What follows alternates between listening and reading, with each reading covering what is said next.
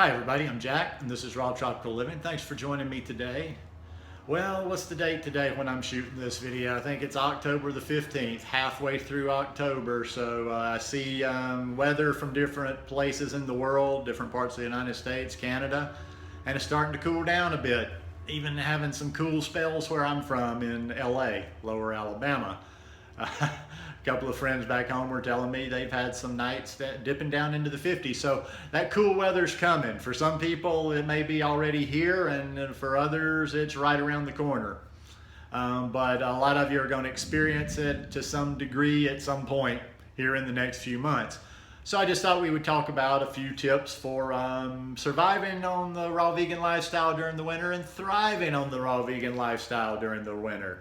A lot of it, listen, obviously I'm not the leading expert on doing raw vegan in cold weather because I live down here in Costa Rica.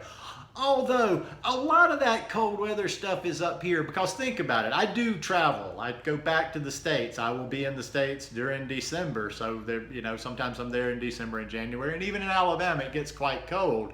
Not for long periods of time, but in most places, especially in the West, in North America where you are, you're not exactly braving the elements, I mean, we got central heating at my mom's house. There's always the heat's on.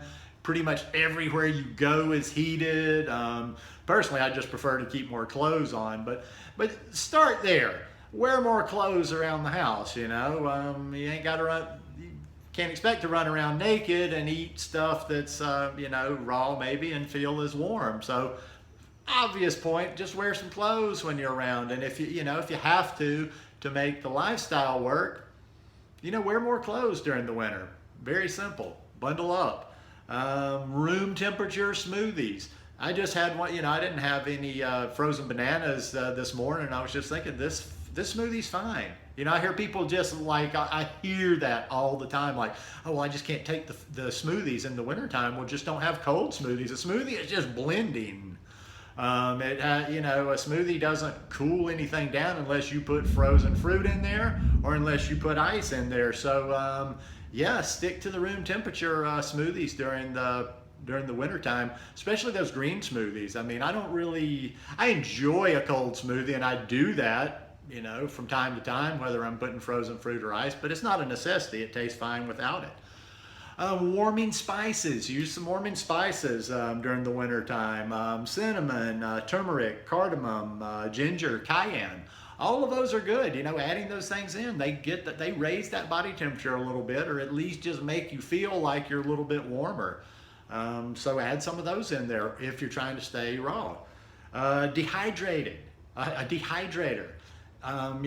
Besides just being able to dehydrate fruit and make little snacks for yourself. When Lissa was here and we made that chili, and then when we did made the pizzas, that was something new I learned too, that you can heat up some of your food in the dehydrator to just take that edge off. You're not going over, what's the holy number? I tell you guys, I always forget this. Is it 118 or 108? I think it's 118. It's the holy number. Just don't heat it over that. But you can put stuff in that dehydrator and turn it on for a while, and it makes it quite nice. That chili recipe, I mean, that's legit. That'll get you through. Now that would be the next thing, is like to get some good warming recipes, and I would totally recommend buying that book that I have, that recipe book of Lissa's Raw Food Romance, because that chili's warming, and it's got the combination of having a little bit of heat in it, having some spices in there, plus being warmed in the dehydrator. So that chili is like, that's going to keep you going through the wintertime, and it really doesn't matter that it's raw. It's a very warming dish. And okay, you knew I would get this eventually because I'm not a raw as law type. You don't have to look at it as all or nothing. If I eat that one bite of cooked food, I've failed. And now that I've eaten that one bite of cooked food, I might as well just abandon it all and just try to be raw vegan again once the springtime comes. Doesn't always have to be extreme. There's a lot of shades of gray in between black and white.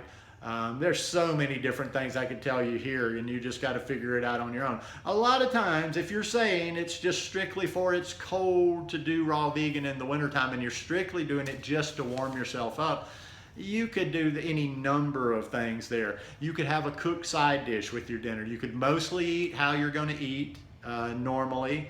In other words, like if you're eating fully raw vegan and you make big salad for dinner, bake a couple of sweet potatoes, steam a couple of sweet potatoes, boil them, cook them however you want to, eat them on the side, mash them up in your salad. That's good.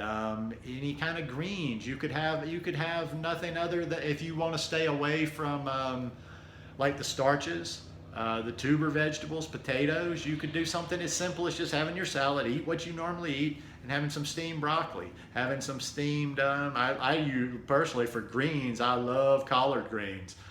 I would say if you're anywhere where you can get collard greens, to add those in over the winter time, because you'll get your calcium in there, and it's just greens. But it keeps you warm. Because see, that's what we're talking about. We're talking about the winter time of it. The cooked part of it is just for the warming. So you don't have to totally abandon the raw and go all the way to cooked, and you don't have to just suffer through and put so much stress on yourself if you want to eat some cooked food during the wintertime. When I go to the States, and I'm going to the States over the holidays to visit my mom, I will eat cooked food. I don't really care too much about that. When I need to eat some cooked food, I eat cooked food. I'll keep it clean. Some of the different things I use, I love the collards. I will cook like a pound of collards, pound and a half of collards, and steam some rutabagas and mix up and put on top. Steam yourself some Brussels sprouts. But the point is just using a little bit. And that's up to your discretion. I'm just talking about for people that are trying to stay raw vegan, as high raw vegan as possible during the winter time.